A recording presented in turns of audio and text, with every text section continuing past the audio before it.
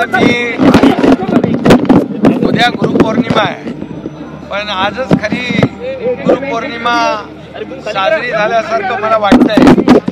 कारण दिघे साहेबांना साहेब भेटले आणि माझे साहेब मला आज या धर्मवीर पार्ट 2च्या या ट्रेलर लॉन्चिंगच्या निमित्ताने भेटले. अशा प्रकारचं एक उद्याची गुरुपौर्णिमा आज साजरी झाल्यासारखी वाटते. बऱ्याच अनुत्तरित प्रश्नांची उत्तरे या चित्रपटाच्या माध्यमातून मिळणार आहेत. धर्मवीर आनंद दिघे साहेबांचं जे काम आहे, जे कार्य आहे, त्यांचा जीवनपट जो आहे तो एका सिनेमामध्ये पाहू शकत नाही. म्हणून धर्मवीर मुक्काम पोस्ट ठाणे पार्ट 1 त्याच्यामध्ये काही भाग आला. यामध्ये उर्वरित जो आहे, उर्वरित म्हणजे संपूर्ण दिघे साहेबांचं कर्तृत्व 1-2 सिनेमामध्ये येऊ शकत नाही.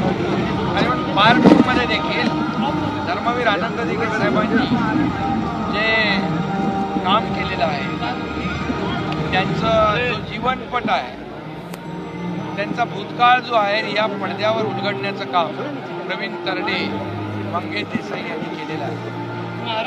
खरं म्हणजे प्रसाद ओक यांचं मनापासून अभिनंदन मी करतो की धर्मवीर आनंद दिघे साहेबांना कधी भेटले नव्हते, कधी बोलले नव्हते, त्यांना कधी पाहिलं नव्हतं, परंतु दिघे साहेबांची भूमिका हुबेहूब करण्याचं कसब त्यांनी दाखवलेलं आहे. त्यांचं मनापासून मी अभिनंदन करतो.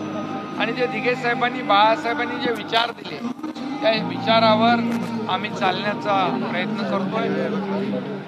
जसं दिघे साहेब म्हणायचे, कार्यकर्ता घरात नाही तर लोकांच्या दारात शोभून दिसतो, तशाच प्रकारचं काम आम्ही या राज्यामध्ये लोकांना मदत करून लोकांच्या जीवनामध्ये एक चांगले दिवस आणण्याचा प्रयत्न करून पूर्ण करण्याचा किंबहुना छोटासा प्रयत्न आमचा. विरोधी पक्षांचे नेते टीका करतात की विधानसभा निवडणूक डोळ्यासमोर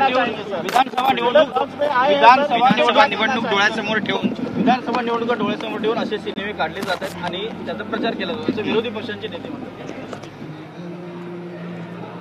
तर विरोधी पक्ष नेत्यांना देखील सद्बुद्धी मिळो अशा प्रकारची भावना मी व्यक्त करतो. धर्मवीर आनंद दिघे साहेबांचं जे पहिल्या सिनेमामध्ये जी भूमिका दाखवली, त्यानंतर या दुसऱ्या सिनेमाचं काम सुरू आहे. प्रवीण तरडे यांनी आणि मंगेश देसाई यांनी जो प्रयत्न केलेला आहे आणि आता तो दुसरा सिनेमा कंप्लीट झाल्यानंतर 9 ऑगस्ट क्रांतीदिनी त्याचं लॉन्चिंग होतं आहे. आज ट्रेलरचं लॉन्चिंग झालेलं आहे. त्यामुळे निवडणुका डोळ्यासमोर ठेवून हा सिनेमा काढण्याचं काहीच कारण नाही. त्यांचं काम लोकांपर्यंत पोचलं पाहिजे. जे लोकांना आनंद काय आहे, त्यांचं काम काय, त्यांचं कर्तृत्व काय, त्यांचं जीवनपट काय, हा सर्व दूर पोचवण्याचा प्रयत्न केलेला आहे. आणि आज मराठी सिनेमा तर केला आहे, परंतु महाराष्ट्रातूनही देशातून त्या पहिला सिनेमा केला त्यावेळेस मागणी झाली की हिंदीमध्ये देखील हा सिनेमा झाला पाहिजे.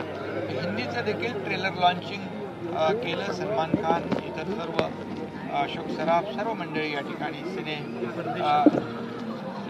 कलावंत या ठिकाणी आले आणि परदेशात देखील हा प्रदर्शित होणार आहे. त्यामुळे 7 समुद्रापलीकडे धर्मवीर आनंद दिघे साहेबांची कीर्ती पोहोचेल याचा आनंद आहे. साहेब, या चित्रपटामध्ये एक लाईन आहे की एक वेळ मला सोडा पण हिंदुत्वाला कवटाळा, हा तुमच्या उठावाचा गाभा आहे. धर्मवीर आनंद दिघे साहेबांचं जीवन, त्यांनी ते शिवसेनेचे झुंजार नेते होते, बाळासाहेबांचे कट्टर शिष्य होते आणि त्यांनी हिंदुत्वाच्या रक्षणासाठी जे केलेलं काम, हिंदुत्वाचं फक्त रक्षणच नाही तर सर्वसामान्य माणसाच्या हिताचंही रक्षण त्यांनी केलं. आणि त्यामुळे या सिनेमामध्ये खूप काही घटना पाहायला मिळतील. लोकांना दिघे साहेबांचं जीवन काय, त्यांचं जीवनपट काय, त्यांच्या मुलांसाठी घेतलेले निर्णय, सराव परीक्षा असेल, शाळा प्रवेश असतील, कुठल्याही धर्म आणि पंथाचा कुणीही त्यांच्या दरबारात गेला तर खाली हात कधी परतला नाही. हा इतिहास काय आहे हे सगळं लोकांच्या समोर.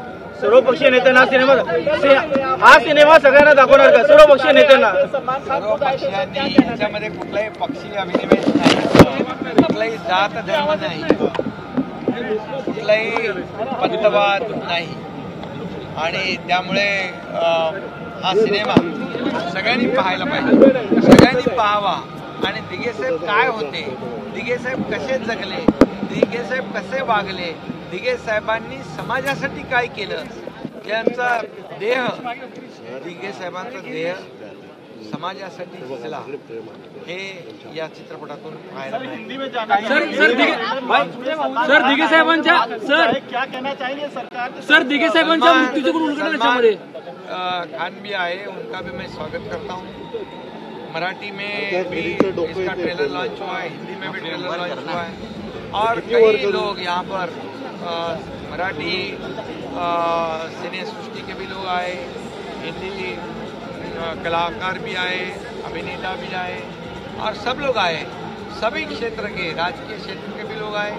सभी लोगों ने देखा है ट्रेलर और ट्रेलर इतना ज़बरदस्त है तो पिक्चर कितना ज़बरदस्त होगा, इसकी अनुभूति हमें आ रही है. इसलिए प्रवीण तरडे, उनको मैं अभिनंदन भी करता हूँ, मंगेश देसाई और पूरे टीम का अभिनंदन. सर दिघे साहेबांच्या मृत्यूचे गुण उलगडण्यामध्ये सर दिघे साहेबांच्या मृत्यूचे गुण उलगडणार का? देखिए, पहला सिनेमा जब हुआ पार्ट 1, उसके बाद लोगों की मांग हो गई, अभी और क्या आ गई, तो दूसरा पार्ट भी हुआ है. जब पार्ट पूरा हुआ तभी तो उसकी शुरू लॉन्चिंग हुआ है. वो कोई चुनाव वुनाव देख के इसके ये नहीं तो फिर अभी हम लोग चुनाव तो आगे है ना बहुत, फिर हम आगे करते थे सितंबर अक्टूबर में. तो ये चुनाव को सामने रखते हुए ये नहीं लॉन्चिंग हुआ है. ये सिनेमा, ये आनंद दिघे साहब क्या है, ये लोगों की जनता को समझना चाहिए. और इसकी डिमांड, आनंद दिघे साहब के काम और उनके फिल्म की डिमांड सिर्फ महाराष्ट्र में नहीं, पूरे देश में से आती है. इसलिए हिंदी में भी बना है और विदेश में भी ये सिनेमा प्रदर्शित हो रहा है. तो इसलिए उनका काम जो है लोगों के सामने है. एबीपी माझा, उघडा डोळे बघा नीट.